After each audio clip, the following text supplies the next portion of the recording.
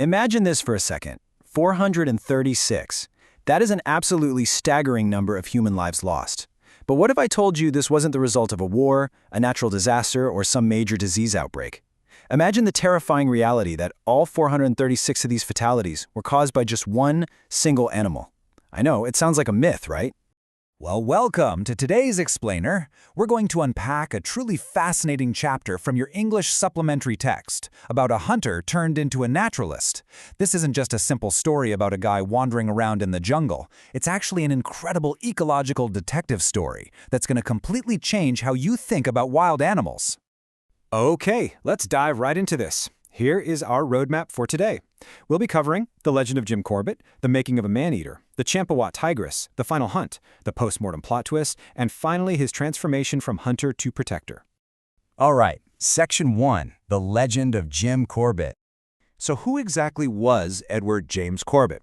Well, he was a British wildlife photographer, a writer, and a tracker. But he was a very unique kind of tracker. You see, unlike the typical game hunters of his era who just hunted for sport or pleasure, and honestly were pretty careless about it, Corbett was incredibly methodical. He actually preferred to hunt completely alone, on foot, often just accompanied by his faithful dog Robin.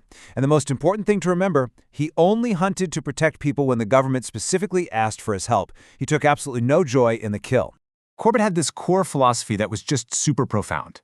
He used to say that these dangerous animals were acting not against the law of nature, but against the laws of human. He didn't look at animals as these evil monsters acting out of malice. Instead, he saw them as creatures that were just desperately trying to survive in altered, broken circumstances. Which brings us to Section 2, The Making of a Man-Eater. So what exactly turns a magnificent, naturally shy tiger into a creature that actively hunts humans? Well, Corbett's theory on this was totally revolutionary. He believed a man-eater isn't born, it's made by circumstance. Think about it. When a tiger grows too old or gets severely injured, it just can't catch its natural, fast-moving wild prey anymore. So humans suddenly become a very easy target for a starving tiger. And here's the truly chilling part. Once it actually tastes human flesh, it won't eat anything else. Now for Section 3, The Champawat Tigress. Let's meet the specific villain of our story. Remember that massive number, 436, from the very beginning? Well, the Champawat tigress is actually listed in the Guinness Book of World Records for causing the highest number of fatalities from a single tiger. This wasn't just a few isolated incidents happening out in the woods. This was a massive regional crisis that literally stopped everyday life in its tracks. To put this into perspective, in the early 1900s, her attacks first started in a Rupal village over in western Nepal. When local hunters and even the Nepalese army couldn't stop her, she crossed the border into India. By 1907, daylight killings were absolutely plaguing the Kumaon district. Just imagine the pure terror those people felt. Villagers stopped going into the forest entirely. They wouldn't even leave their huts to go to work or collect firewood if they heard her roar echoing through the trees. Moving to Section 4, The Final Hunt. With entire communities practically paralyzed by fear, the British government desperately reached out to Jim Corbett for help. And his approach to tracking her was like something out of a suspense movie. First, he spent an entire day tracking a gruesome trail of blood after a 16-year-old girl tragically lost her life. The very next day, working alongside the local Tahsildar, Corbett managed to organize this massive bait involving 300 brave villagers right near the Champa River. Finally, after all that tracking and community effort, Corbett delivered the fatal shot near the Chhattar Bridge. In fact, a cement board still sits at that exact spot today, marking where the nightmare finally ended. All right, Section 5, The Post-Mortem Plot Twist. So, the hunt was over, the villagers were safe again, but here is where the story gets crazy. The mystery wasn't actually solved yet.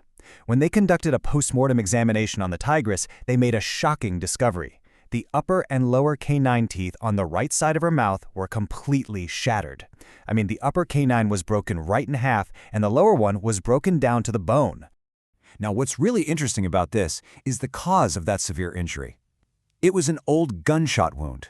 An amateur game hunter had shot her just for sport, totally failed to track her down, and basically left her to suffer. This one single careless act shattered her teeth, leaving her in agonizing pain and completely unable to hunt her normal fast-moving prey. So, a careless human hunter actually created this man-eater, which proved Corbett's theory absolutely perfectly.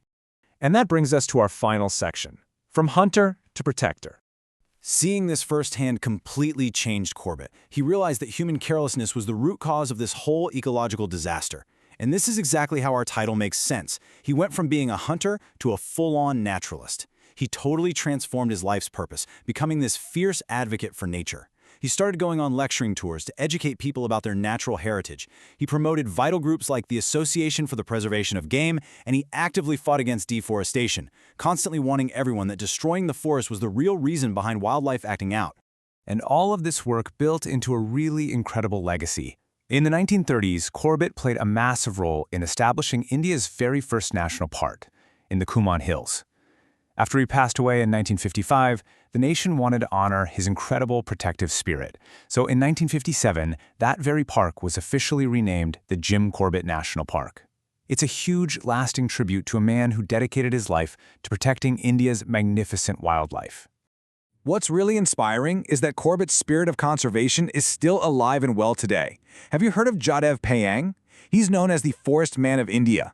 This guy spent 30 years single-handedly planting trees, basically creating a massive, man-made forest that spans 550 hectares.